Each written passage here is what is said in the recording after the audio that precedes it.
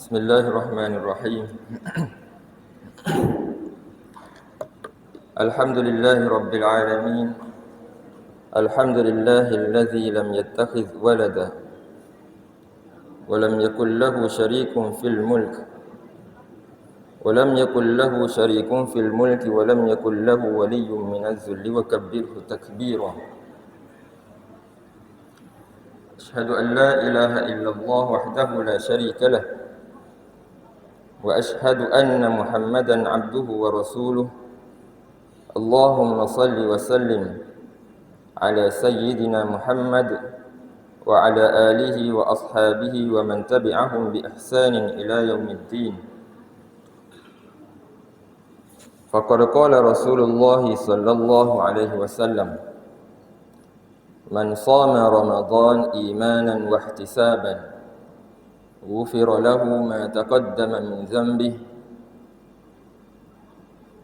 Barang siapa yang berpuasa di bulan Ramadan dengan penuh keinsafan, dengan penuh keimanan, maka akan diampunkan dosa-dosanya yang telah lalu oleh Allah Subhanahu wa taala. Qala Allah Ta'ala ba'da a'udzu billahi minasy syaithanir rajim. Ya ayyuhalladzina amanu kutiba 'alaikumus shiyam kama kutiba 'alal ladzina min qablikum la'allakum tattaqun.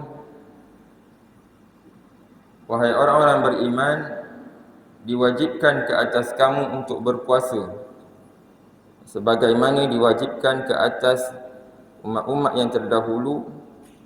Semoga kamu bertakwa kepada Allah Subhanahu wa taala. Sadaqallah wa sadaqa Rasulullah sallallahu alaihi wasallam. Pertamanya, alhamdulillah, terima kasih kepada pihak pengurusan masjid yang dihormati Tuan Imam, Tuan Bilal, para jemaah yang dirahmati Allah sekalian. Assalamualaikum warahmatullahi wabarakatuh. Jadi alhamdulillah, Allah panjangkan umur kita pada pagi ini, masih lagi diberi peluang, diberi kesempatan oleh Allah Subhanahu wa taala untuk sama-sama kita menunaikan solat subuh secara berjamaah di pagi yang mulia, di bulan yang mulia, yang sangat mulia, yang hanya berbaki beberapa hari lagi sahaja untuk tetamu yang mulia ini meninggalkan kita. Ada lebih kurang dalam 6 hari lagi, 6 ataupun 5 lagi. Maka sahabat Nabi sallallahu alaihi wasallam, apabila dekatnya bulan Ramadan ini nak meninggalkan mereka berasa sangat sedih. Para sahabat ridwanullahu alaihim ajma'in sedih sangat, kerana tahun hadapan belum tentu bulan yang mulia ini akan berjumpa mereka lagi.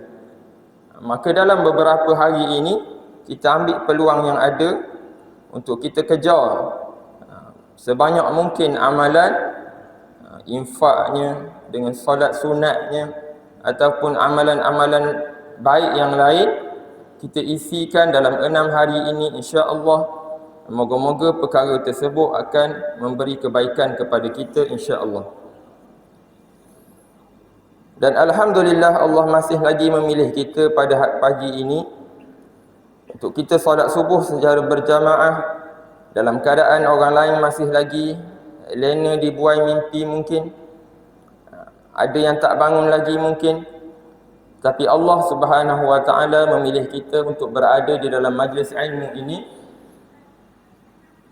kerana Nabi sallallahu alaihi wasallam menyebutkan di dalam hadisnya, mereka yang berada di dalam majlis ilmu ini namanya akan disebut-sebut di sisi Allah Subhanahu wa taala. Zakarahumullahu fi man indah. Nama mereka yang berada di dalam majlis ilmu ini akan disebut oleh Allah Subhanahu wa taala, dilimpahkan rahmat dan sebagainya. Jadi alhamdulillah. Jadi untuk pagi ini saya berkongsi satu cerita lah. berkongsi satu cerita pagi-pagi ni. Kalau nak cerita yang berat-berat takut mengantuk dan sebagainya. Jadi pagi ni kita cerita saja. Satu kisah yang berlaku pada zaman dahulu lah. Kisah yang benar yang disebutkan di dalam Al-Quran. Allah nukilkan kisah ini di dalam Al-Quran. Sebagaimana yang kita tahu, Al-Quran ini adalah mukjizat yang paling besar lah, yang dikurniakan oleh Allah Subhanahu wa taala kepada Nabi Muhammad sallallahu alaihi wasallam untuk umat ini. Itulah. Untuk kita sebagai panduan, sebagai satu buku manual dalam kehidupan kita, apa sahaja yang berlaku kepada kita daripada kita bangun tidur sehinggalah perkara yang paling besar berkenaan dengan perundangan, kehakiman, macam mana nak mentadbir urus negara, semua itu ada disebutkan di dalam Al-Quran. Maka Al-Quran yang diturunkan oleh Allah Subhanahu wa taala kepada kita ini, di dalamnya ada banyak cerita. Cerita tentang kisah-kisah orang yang terdahulu, kisah yang berlaku zaman sekarang, dan juga kisah yang akan berlaku nanti, yang belum berlaku lagi dah ada dah Allah sebut. Sebagai contohnya hari kiamat dan sebagainya. Dan kisah yang disebut di dalam Al-Quran ini bukan saja-saja. Di sana pasti ada sesuatu ataupun pelajaran yang Allah Subhanahu wa taala nak kita, iaitu umat Nabi Muhammad sallallahu alaihi wasallam ambil iktibar. Walaupun Al-Quran ini diturunkan kepada Nabi Muhammad sallallahu alaihi wasallam, hadirin hadirat yang dirahmati Allah sekalian, tapi nama Nabi Muhammad sallallahu alaihi wasallam hanya disebut di dalam Al-Quran sebanyak 4 kali sahaja. Kalau kita baca Quran, kita akan jumpa nama Muhammad 4 kali sahaja, berbanding dengan nabi-nabi yang lain. Ada nabi yang banyak, ada nabi yang 2 kali. Dan nama Nabi yang paling banyak disebut di dalam Al-Quran adalah Nabi Musa alaihi salam. 100 lebih nama dia disebut di dalam Al-Quran. Para ulama menyebut kepada kita ada 2 perkara. Jika nama seseorang tersebut di dalam Al-Quran, ada 2 benda. Yang pertama, supaya kita jadi macam dia, ataupun kita ikut perangai contoh teladan dia. Dan yang kedua, supaya kita tak jadi macam dia. Kerana dalam Al-Quran bukan semua orang baik yang disebut. Walaupun orang kata nama dia tu ada dalam Quran. Fir'aun pun ada dalam Quran. Sebut nama Fir'aun, nama Qarun, Hammam. Nama-nama tersebut Allah sebut supaya kita tak jadi macam perangai dia. Dan nama-nama Nabi, nama-nama yang lain yang bukan Nabi, contohnya Luqman, juga disebut di dalam Al-Quran supaya kita ikut perangai ataupun sifat yang baik yang ada pada mereka. Maka kisah yang akan diceritakan pada pagi ini iaitu berkaitan dengan kisah yang berlaku kepada keturunan Nabi Musa alaihi salam, iaitu berkenaan dengan Bani Israel. Nabi Musa alaihi salam bersama kaumnya disebut Bani Israel.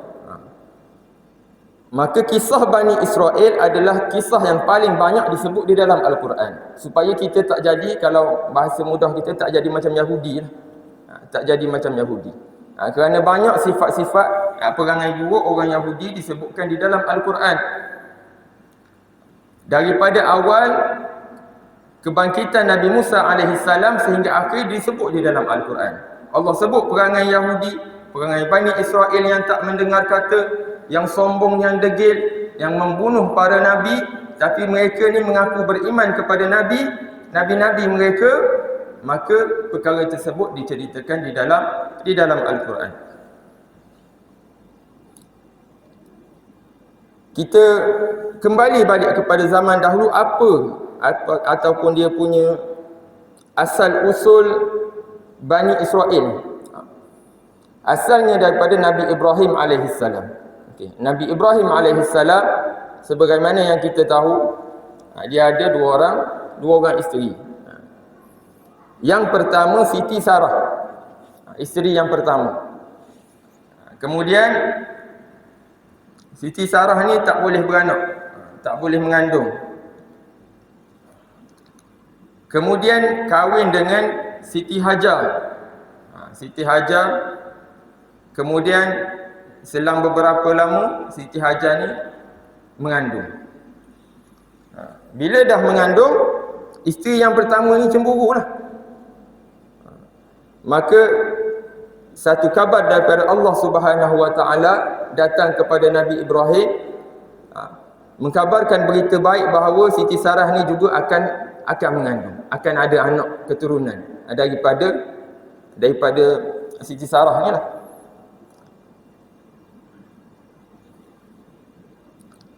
Dan Allah Subhanahu Wa Taala mewahyukan kepada Nabi Ibrahim agar dipindahkan Siti Hajar ke Makkatul Mukarramah.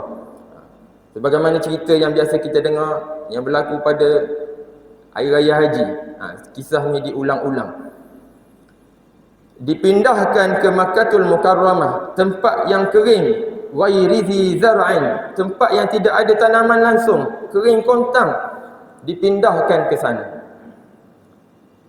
Dalam keadaan Siti Hajar pada ketika itu masih lagi mengandung. Biasa kalau orang mengandung ni alahan, kepala dan sebagainya. Nak tinggal isteri di tempat yang begitu tidak ada makanan, rasa-rasa kita sanggup tak? Nak pergi outstation 2-3 hari pun kita mikir. Ni tu kat rumah kita. Ada dekat dengan kedai makan, kedai runcit, boleh beli Maggi dan sebagainya. Tapi di sana tidak ada langsung. Ditinggalkan di tempat yang kering. Dan apabila mendapat arahan sebegitu, Siti Hajar dia terima dengan hati yang terbuka. Tak ada nak bincang dulu dengan Nabi Ibrahim, tak ada. Arahan daripada Allah, terima bulat-bulat. Itu pengajarannya. Allah suruh semayang. Allah suruh puasa. Jangan banyak soal. Sebab apa kena semayang? Sebab apa isyak 4 rakaat? Malam kan kita mengantuk kena 2 rakaat sajalah. Tak boleh bincang. Perkara tersebut tak boleh bincang. Arahan daripada Nabi dan juga Allah Subhanahu Wa Taala itu adalah yang muktamad. Apabila dapat arahan tinggal di sana, maka di sana disediakan tempat untuk kelahiran Nabi akhir zaman, iaitu Nabi Muhammad sallallahu alaihi wasallam nanti. Kemudian Siti Sarah yang berada di Palestin pada ketika tersebut dikurniakan anak juga, iaitu Nabi Ishak, Nabi Yaqub. Dan selepas daripada Nabi Yaqub, anak kepada Nabi Yaqub itu adalah Nabi Ishak. Nak cerita Bani Israel ni datangnya daripada mana?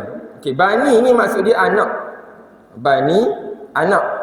Israel dalam bahasa Ibrani adalah hamba Allah. Isra maksudnya hamba, maksudnya Allah. Anak kepada hamba Allah. Okay. Israel adalah gelaran kepada Nabi Yaqub alaihissalam. Jadi Bani Israel adalah anak keturunan Nabi Yaqub alaihissalam. Lahir daripada keturunan itu. Nabi Yaqub, sebagaimana yang kita tahu, ada 12 orang anak. Kan? 12 orang anak. Di antaranya Nabi Yusuf. Yang kita kenal lah. Kemudian yang biasa dengan kita, Bunyamin. Kalau pernah dengar. Ataupun Benjamin. Kemudian ada lagi Yahuza. Ada lagi Lewi. Dan beberapa nama yang saya pun tak ingat. Dia ada 12 orang sama sekali. Dan daripada 12 orang inilah ada 12 keturunan Bani Israel. Dan keturunan yang paling banyak menjadi Nabi dalam kalangan 12 orang ni, yang paling banyak menjadi Nabi adalah dalam kalangan Yahuza dan juga Lewi. Dua ni. Banyak sangat keturunan ni. Okey, kita kembali kepada kisah yang akan saya ceritakan pada pagi ini. A'udzubillahi minasyaitonirrajim. Alam tara ila al-mala'i min bani Israil min ba'di Musa إذ قالوا لنبي له مبعث لنا ملكا نقاتل في سبيل الله قال هل عسيتم إن كتب عليكم القتال ألا تقاتلوا قالوا وما لنا ألا نقاتل في سبيل الله وقد أخرجنا من ديارنا وأبنائنا فلما كتب عليهم القتال تولوا إلا قليلا منهم والله عليم بالظالمين.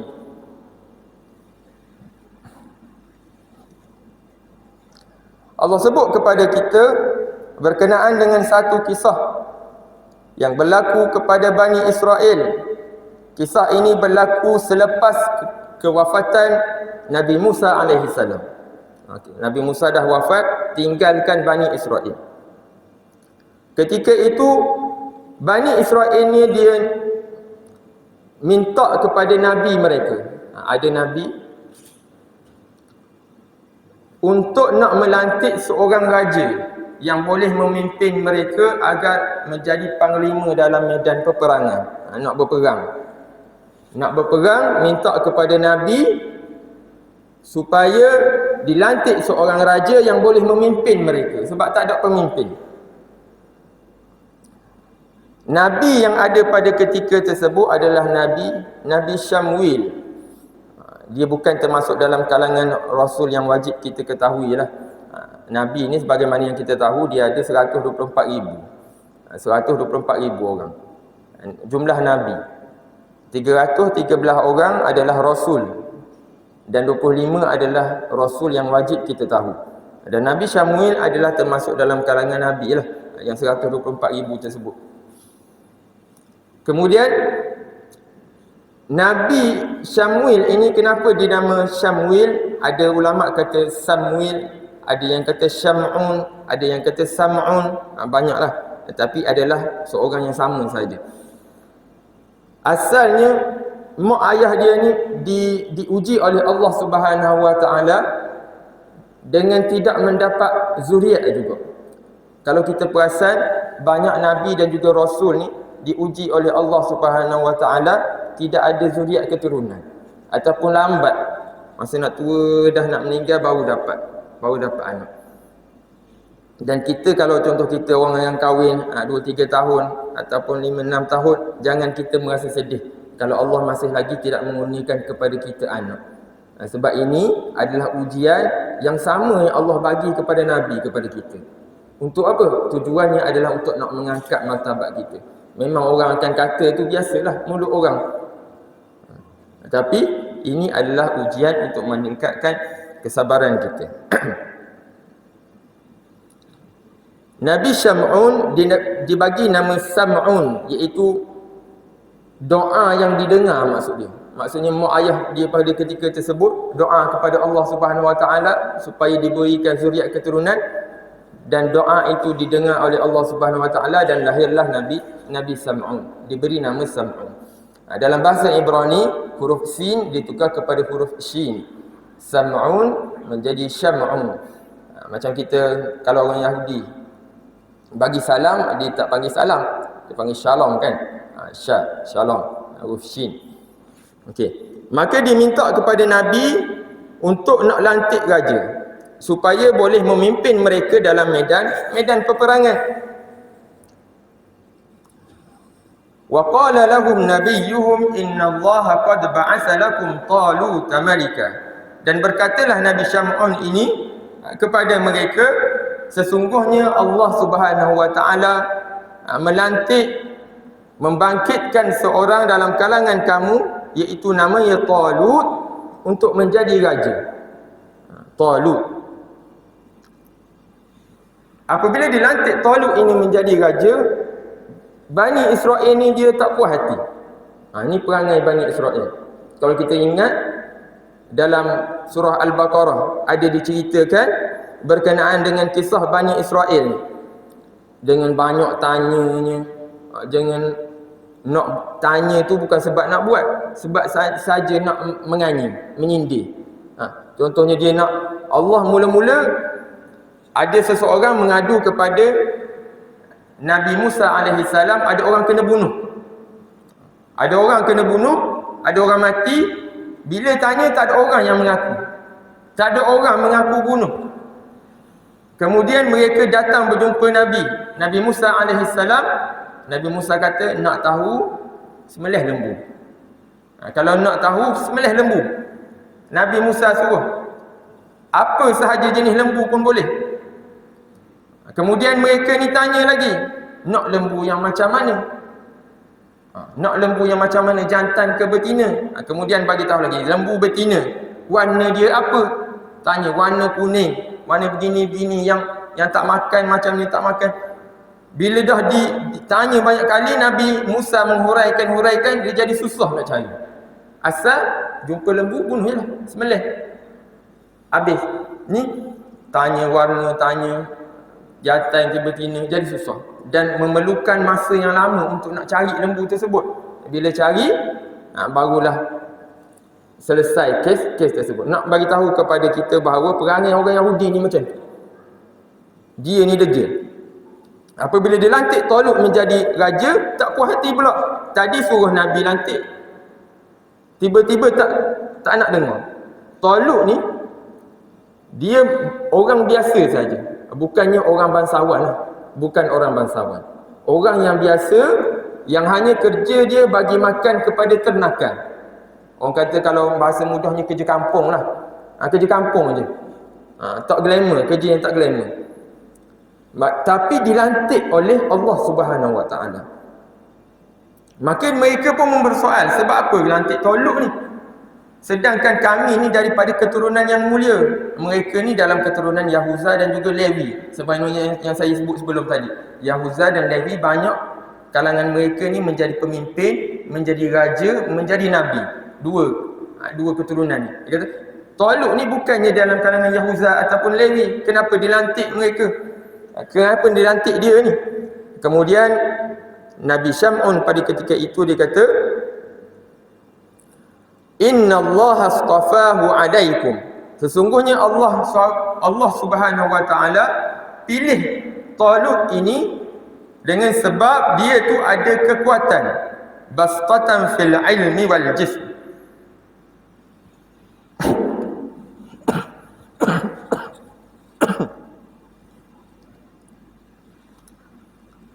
Ada kekuatan dari sudut keilmuan dan juga tubuh badan.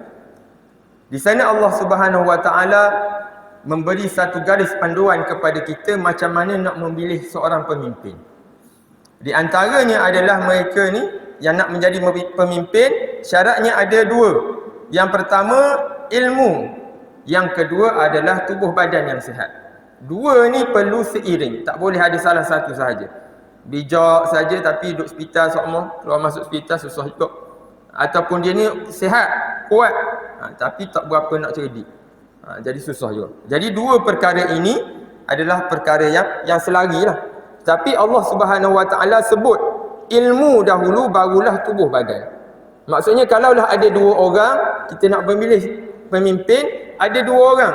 Dia ni bijak, dia ni kuat. Yang seorang lagi bijak, seorang kuat juga. Dua orang. Kita tengok yang mana paling bijak antara dua orang ni. Yang paling bijak, yang paling banyak ilmu, pilih yang ada ilmu. Itu salah satu garis panduan yang ditetapkan oleh Allah Subhanahu Wa Taala. Kemudian Allah sambung lagi, wallahu yu'ti mulkahu may yasha, dan Allah akan bagi kuasa pemerintahan kepada sesiapa yang Allah hendaklah. Wallahu wasi'un alim, sesungguhnya Allah Subhanahu Wa Taala itu maha luas dan juga maha mengetahui. Wa qala lahum nabiyyuhum inna ayata mulkihi an ya'tiyakumut tabut. Jadi orang Bani Israel ni dia masih lagi tak puas hati. Tadi suruh lantik sangat. Nabi dah terang-terang pun masih lagi tak puas hati. Dia minta kepada Nabi, cuba bagi bukti. Apa bukti yang Allah ni lantik dia? Lantik Talut ni jadi raja. Kalau fikir cerita ni geram juga. Kita fikir perangai Bani Israel ni. Nabi pun tak nak percaya. Kemudian Nabi Syam'un pada ketika itu dia kata, di antara buktinya adalah datangnya kepada kamu satu peti. Lebih kurang besar ni lah, 2 hasta. Akan datang kepada kamu yang di dalamnya ada beberapa peninggalan daripada Nabi Harun dan juga Nabi-Nabi yang lain lah. Nabi Musa dan juga Nabi Harun. Satu peti tersebut dah lama dah hilang. Tapi Allah kata di antara buktinya peti tu jumpa balik. Kemudian jumpalah peti tersebut, jumpa balik datang kepada mereka. Okey, apabila dia berlantik menjadi raja, maka di belakangnya ada ulama menyebut 80,000 orang tentera. Ramai 80,000. Maka sebelum peperangan, Talut dia memberi taklimat lah, bagi penerangan sebelum nak keluar perang ni, bagi panduan dulu kepada askar-askar ni macam mana nak berperang dan sebagainya, taklimat perjalanan supaya sampai ke medan perang ni. Dalam 80,000 orang tersebut, Talut bagi tahu dalam perjalanan nanti kamu akan jumpa sebatang sungai. Perjalanan yang panjang, yang panas, kamu akan jumpa sebatang sungai. Kalau jumpa sungai tersebut, jangan minum. Pesan. Minum, kalau nak minum, ambil secedok sahaja. Secedok, ghurfah.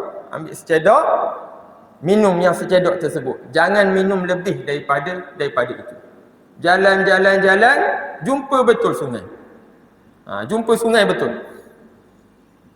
Apabila jumpa sungai, dahaganya, panasnya, tak ingat dah pesan tadi. Pesan ketua tak ingat dah. Ini adalah ujian.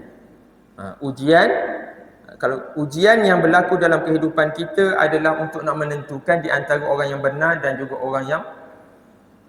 orang yang tidak benar. Orang yang benar, orang yang betul-betul beriman dan orang yang imannya tak berapa kuat. Sebab tu ujian adalah untuk nak meningkatkan martabat seseorang. Kalau kita lulus ujian, insya-Allah Allah akan ganti dengan benda yang baik. Sakit ujian, senang kita pun ujian. Kita ada duit banyak ujian, ada duit sikit ujian, macam-macam. Jenis ujian bergantung kepada jenis orang. Okey. Kemudian sampai jumpa tak ingat dah, pakat minum belaka. Kecuali sedikit sahaja yang tak minum, yang ikut arahan minum secedok saja. Yang asalnya 80,000, ada yang sebut 90,000, 76,000 yang minum banyak-banyak ni. Jumpa air gerak-gerak minum. Tak kira dah. Tinggal 4,000 orang daripada 80,000. Nabi Syamun kata siapa yang minum bukan dalam kalangan aku. Maksudnya siapa yang minum dia akan tak larat berperang. Kerana kalau kita ikut logik akal, mereka yang makan banyak akan kuat. Yang minum banyak akan kuat. Tapi tafsiran Allah berbeza. Kita kuat bukan sebab kita makan banyak. Kita kuat bukan sebab kita minum banyak. Kita kuat kerana Allah bagi kepada kita. Kita ingat. Kita menang. Contoh, dalam perang Badar, kita menang bukan dengan sebab kekuatan umat Islam pada ketika itu ramai, bukan. Perang Badar 313 orang hanya bersenjatakan pelepah tamar yang ditajam-tajamkan. Tak ada pedang yang panjang, kuda pun tak ada. Lawan dengan tentera berkuda dengan lekat senjata, baju besi lagi. Lawan 1,000 orang. Kalau ikut akal memang kalah lah. Balik awal macam. Balik awal. Tak ada siapa lagi balik lah. Tapi tidak, Allah kata kamu menang bukan dengan sebab persiapan kamu. Menang kekuatan kita dengan sebab kebergantungan kita kepada Allah Subhanahu wa taala. Kekuatan kita adalah dalam diri kita. Sebab tu ada dalam satu ayat Al-Quran yang lain, kamu ni rasa sakit, mereka juga rasa sakit. Kalau orang kafir, kalau dia berperang dia akan mati juga. Orang Islam pun akan mati juga. Tapi yang bezanya adalah kamu mengharapkan apa yang mereka tidak harapkan. Kita harap pada Allah, dia tidak mengharapkan apa-apa. Itu adalah sumber kekuatan umat Islam. Okay, jadi apabila mereka nak minum banyak, tak larat dah. Tak larat. Tinggallah 4,000 orang yang minum sikit sahaja, yang ni masih lagi bertenaga. masih lagi bertenaga, jalan 4,000 orang. Bila jalan 4,000 orang, jumpa dengan tentera Jalut. Tadi Talut ni baik. Jalut ni orang jahat. Nama lebih kurang. Jalut orang yang besar, tenteranya ramai. Orang yang besar dan tentera dia ramai. Daripada 4,000 orang, tengok tentera yang ramai, ada yang sebut sebagai 30,000 orang lawan dengan 4,000. Tengok tu lebih daripada separuh lagi. Daripada 4,000 tinggallah 313 orang daripada 4,000. Sikit saja. Maksud ujian ni daripada sungai tapih 4,000. Jumpa orang tapih lagi, tinggallah 313 orang yang benar-benar beriman. Zaman dulu kalau berperang ni dia ada dia punya peraturan dia. Dia bukan main serang macam hari ni je, lancar roket bom-bom. Bukan macam tu. Dia ada, walaupun berperang, dia ada peraturan dia. Okey, dua pihak, seorang belah sini, satu pihak belah sini, satu pihak lagi belah sini, menghadap. Okey, kemudian panglima di depan. Panglima di depan, tak ada serang macam tu je. Kemudian panglima belah ni kata, okey, pilih seorang daripada kalangan kamu lawan. Okey, seorang belah sini, seorang belah sini. Macam tu. Yang belah Jalut ni, okey, Jalut lah. Yang belah sini seorang, keluarlah seorang budak. Budak yang rendah, kecil je lah budak tersebut. Namanya Daud. Budak ni ikut serta dalam peperangan tersebut. Daud. Kemudian apabila keluar Daud ni, Jalut ni dia rasa pelik. Takkan budak nak lawan dengan aku. Begitu. Sebelum daripada tersebut, apabila berada dalam tentera 313 orang tu, Talut ni dia cakap dekat tentera dia, siapa yang menang, siapa yang boleh bunuh Jalut ni, aku akan bagi hadiah. Hadiahnya adalah dia akan dapat harta yang banyak, dan juga aku akan kahwinkan anak perempuan aku dengan dia. Maksudnya dia ini akan jadi waris raja lah.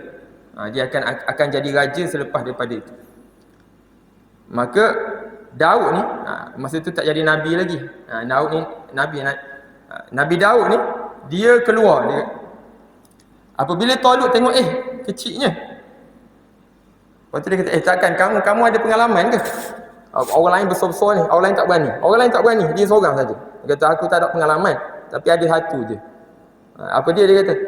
Dia kata, dia ni banyak Nabi, ramai Nabi, tugas dia adalah mengembala kambing. Mengembala kambing. Ada banyaklah kelebihan mengembala kambing.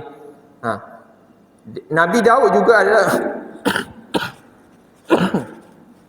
Astagfirullah. Nabi Daud juga adalah salah seorang pengembala kambing. Dia pengembala kambing. Jadi dia pun kata, aku ada pengalaman satu. Hari tu ada seekor serigala masuk kandang kambing aku. Seekor serigala.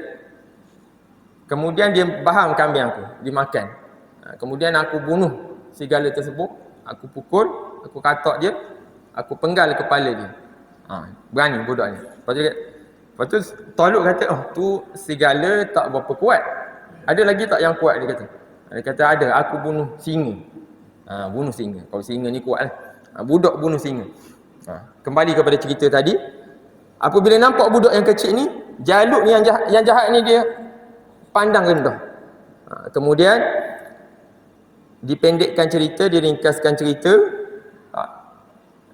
Nabi Daud ni dia ambil lastik. Kemudian dia lastik dekat kepala Jalut, dan matilah Jalut tu. Dan mati Jalut tu. Nak tunjuk kepada kita bahawa apa dia?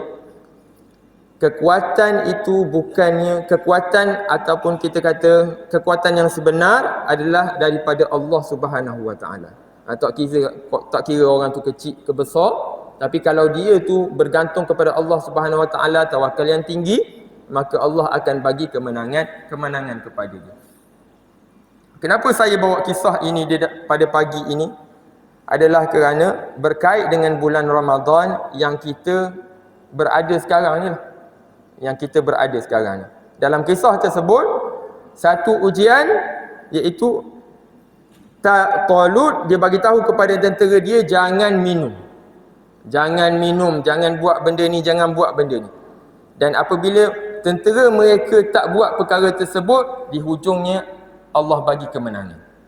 Sama juga dengan bulan Ramadan, Allah kata jangan makan, jangan minum, jangan bergaul dengan isteri, jangan ni, jangan cakap benda-benda yang tak elok dan sebagainya. Di hujungnya nanti Allah akan bagi kejayaan kepada kita. Apa dia? La'allakum tattaqun. Di hujungnya nanti Allah akan, bahkan perkara yang lebih besar lagi, Allah akan bantu kita melawan musuh kita. Barang siapa yang boleh melawan musuhnya di dalam ini, iaitu nafsu kita, kita boleh tundukkan nafsu kita dengan puasa, maka Allah akan bagi kemenangan yang besar kepada kita. Itu adalah kisah yang diceritakan di dalam Al-Quran, bukannya tujuannya saja-saja. Tujuannya adalah untuk kita mengambil iktibar dan juga panduan. Maka sekadar itu saja daripada saya untuk hari ini. Apa yang baik itu daripada Allah Subhanahu Wa Taala. Apa yang buruk itu daripada diri saya sendiri. Dan kita rebut peluang 6 hari berbaki ini untuk kita buat amalan baik dengan 10 malam yang terakhir. Kalau boleh kita bangun malam, kita cuba bangun malam, kerana Nabi SAW, Sayyidatina Aisyah meriwayatkan bahawa tidak ada malam yang lain yang Nabi ni lebih bersungguh-sungguh buat amal ibadah, melainkan di akhir 10 malam terakhir bulan Ramadan. InsyaAllah kita sudah berada di dalam peluang ini, kita sudah berada di dalam bulan ini, maka sudah tentu di sana ada hikmah dia, ada benda. Sebab apa Allah sampaikan juga kita dalam bulan Ramadan. Baru ni 2-3 hari lepas sepupu saya meninggal dunia. Tak sempat nak rasa 10 Ramadan, meninggal dunia. Allah tarik umur dia. Kita ni masih lagi Allah bagi kekuatan, masih lagi Allah bernafas, mesti ada sebab. Mungkin dengan sebab dosa kita yang banyak ke, ataupun memang Allah nak tinggikan amal kita dan sebagainya. Itu bergantung kepada Allah Subhanahu wa Ta'ala. Wallahu a'lam. Assalamualaikum warahmatullahi wabarakatuh.